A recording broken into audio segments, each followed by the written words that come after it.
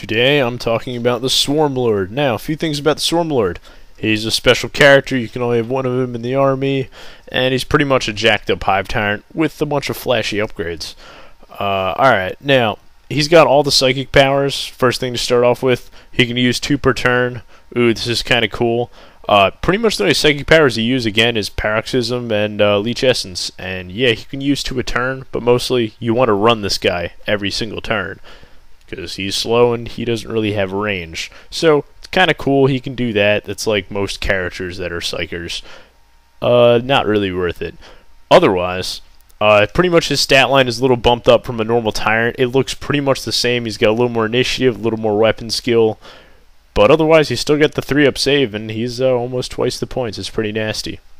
What he's armed with is he's armed with the Bone Sabers, and that's it. And he has a bunch of special rules, which I'll go over. He's a Synapse Creature, Alien Cunning, Blade Parry, Psychic Monstrosity, Psyker, Shadow of the Warp, Swarm Leader. Bunch of cool things which I'm going to mention. Alright, here we go.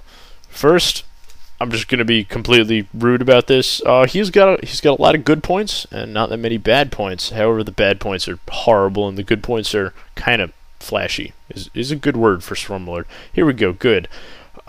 He's got a variation of Hive Commander, so it's like having the upgrade already. He's got Alien Cunning, which is +1 to reserves, which stacks with Hive Commander if you have another Hive Tyrant, which would be a lot of points.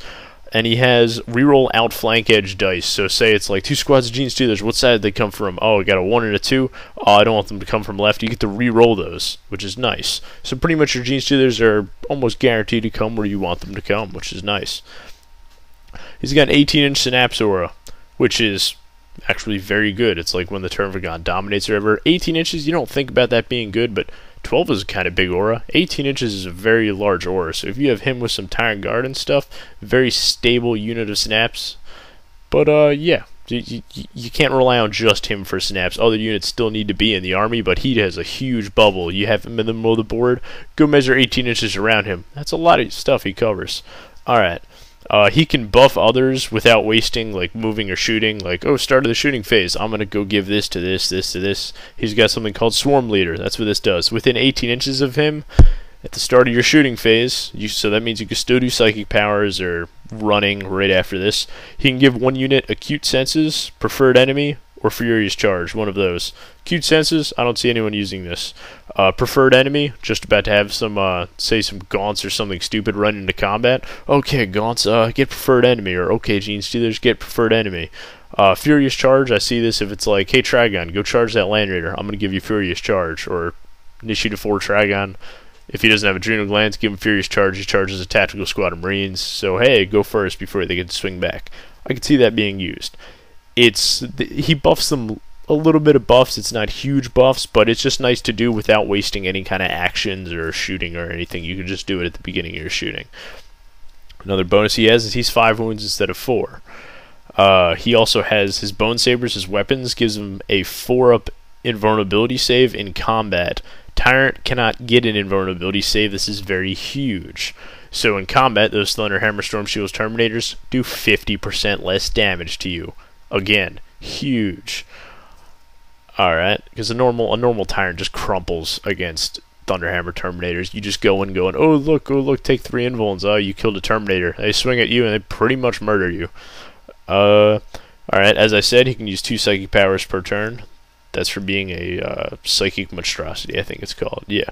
And another thing is, his Bone Sabers give him the ability, besides causing instant death, okay, so say you attack those Terminator squads with 3-up invuln. Alright. They reroll their past invulnerability saves, very similar to Null Zone the Space Marine Librarian has. So what he's going to do is, the Swarmlord's like, oh look, take 4 invulns. Oh look, I passed 2 of them. We'll reroll those other 2 you passed. Oh look, you killed another one. It's very handy, and it helps you kill characters a lot easier. Also with the instant death thing, you're just mowing, hey Vulcan, get hit once, you're dead. Otherwise, let's see what we got else. Pretty much, Swarmlord. Let's start on bad things. Yeah, let me talk about bad things. He's really expensive. That's the main staple point of the Swarmlord, actually, and the Hive Tyrant in general. Tyrant Guard are almost mandatory, 2 to 3 Tyrant Guard. The guy is walking. He's got 5 wounds. He's toughness 6. He has a 3-up save. You know what people do to that? They shoot it with last cannons, and it generally dies on turn 1. He's easier to kill than a naked Trigon, and he's almost 1.5 times the points. Okay, so Tyrant Guard is mandatory. Okay, so now he's some 480 point like block of just raw, just very nasty toughness 6 wounds. Problem is, he doesn't have a Lash Whip. Normal Tyrants, most people keep up with Lash Whips. So this means you're almost mandatory to force the Tyrant Guard to take Lash Whips, because you need a Lash Whips if you're running a Death Star.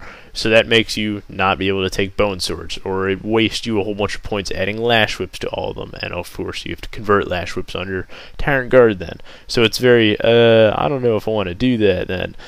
Since the Tyrant Guard is mandatory, Lash is also kind of mandatory. He is initiative 5, I think, but you just need the Lash when you're fighting things. Mephiston runs into you, it's real bad. I'm not even gonna lie. Alright. And end result with Swarmlord. He's really flashy. He's not that good. I've used him in about 10 games, maybe 11 games. About 5 games were from that big bug list I posted on YouTube. Without Tyrant Guard, he somewhat performed better than with 3 Tyrant Guard, with the rest of the army focusing on him, just surrounding him.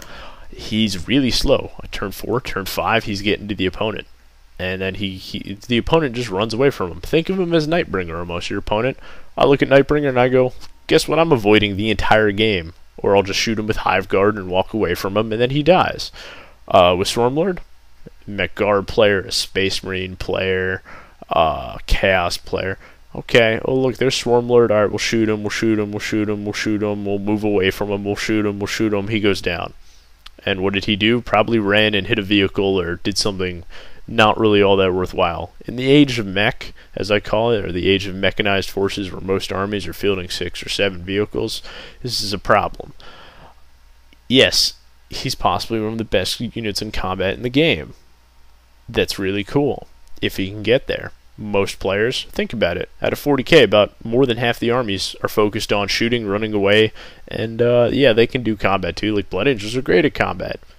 Blood Angels are a lot better. Same thing with Space Wolves, kind of at shooting and running away. So that's why the Razor Wolves is an absurdly strong list.